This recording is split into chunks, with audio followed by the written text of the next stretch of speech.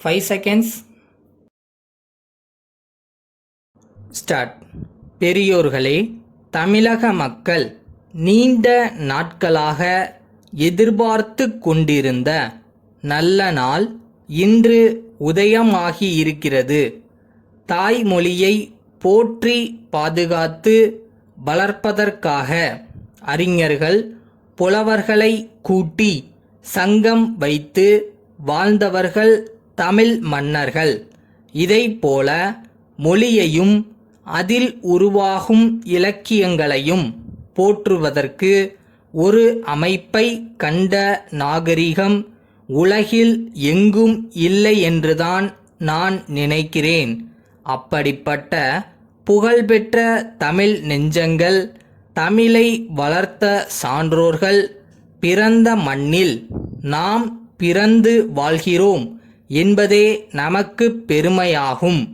வரலாறு காண முடியாத பழமையான மொழியாக இருப்பதால் இறைவனே தலைமையேற்று சங்கத் தமிழ் வளர்த்ததாக கூறினார்கள் நமது முன்னோர்கள். அவ்வாறு இலக்கிய சிறப்பும் வரலாற்று பெருமையும் கொண்டது நமது தமிழ்மொழி.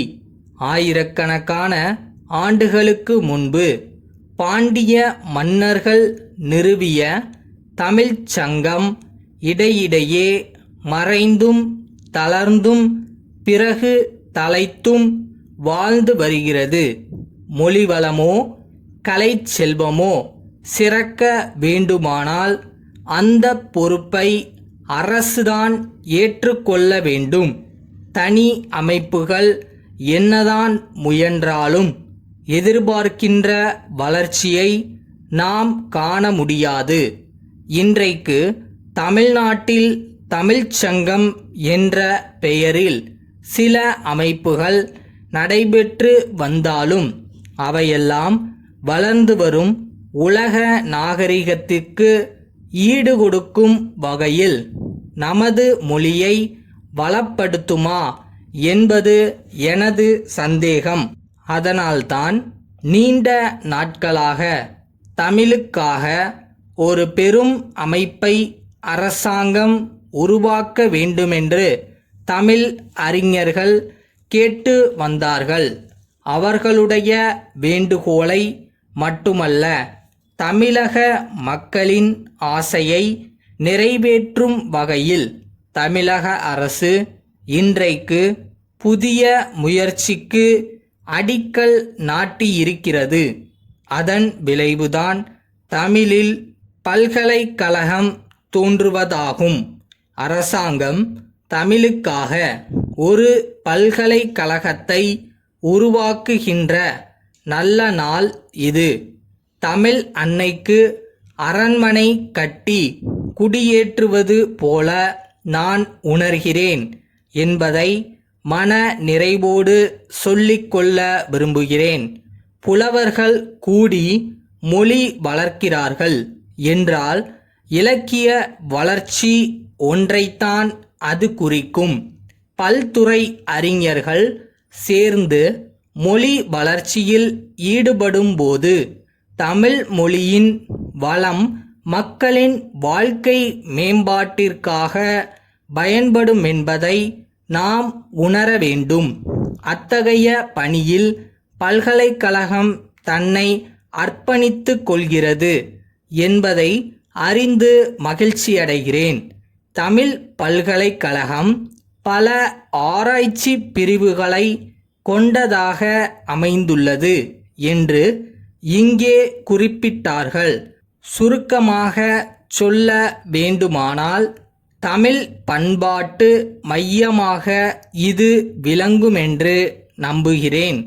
அறிவியல் தமிழ் என்றே ஒரு ஆராய்ச்சி பகுதி செயல்படப் போவதாக அறிவித்தார்கள். இது மிகவும் பாராட்ட வேண்டிய ஒன்றாகும். மேல் நாடுகள் நம்மை விட 50 ஆண்டுகள் முன்னேறிய நிலையில் இருக்கின்றன. அந்த இடைவெளியை குறைக்க வேண்டுமானால் எதிர்கால சமுதாயம் தமிழிலே அறிவியலை பயில நாம் உதவி செய்ய வேண்டும். அதற்கு இந்த பல்கலைக்கழகம் துணை நிற்குமென்று நம்புகிறேன். கடலூரிலுள்ள தென் ஆற்காடு மாவட்ட ஆட்சித்தலைவர், திண்டிவனம் துணை ஆட்சித்தலைவருக்கு எழுதிய 10/6/1980 தேதியிட்ட கடிதம். ஐயா, தமிழ்நாடு சட்டமன்ற பேரவைக்கு ஒரு சில நாட்களில் நடைபெற இருக்கும் தேர்தலுக்காக இந்த மாவட்டத்திற்கு தேவையான புதிய வாக்குப் பெட்டிகள் வந்து சேர்ந்து விட்டன என்பதை தெரிவித்துக் கொள்கிறேன். அவற்றை தொகுதி வாரியாக பிரித்து அனுப்பும் பணி இன்னும் 2 தினங்களில் முடிவடைய வேண்டும். ஆகவே தாங்கள் தேர்தல் அதிகாரியாக பொறுப்பேற்றுள்ள தொகுதியிலுள்ள வாக்குச்சாவடிகளுக்கு சென்று சேர வேண்டிய வாக்குப் பெட்டிகளை இங்கிருந்து எடுத்துச் செல்ல ஏற்பாடு செய்யும்படி கேட்டுக்கொள்கிறேன். தங்கள் கட்டுப்பாட்டில் பணிபுரியும் துணை வட்ட ஆட்சியர்களில் ஒருவரையோ அல்லது பொறுப்பான அலுவலர்களில் ஒருவரையோ அனுப்பி இந்த அலுவலகத்தின் தேர்தல் பிரிவிலிருந்து அவற்றை பெற்றுக்கொள்ளலாம்.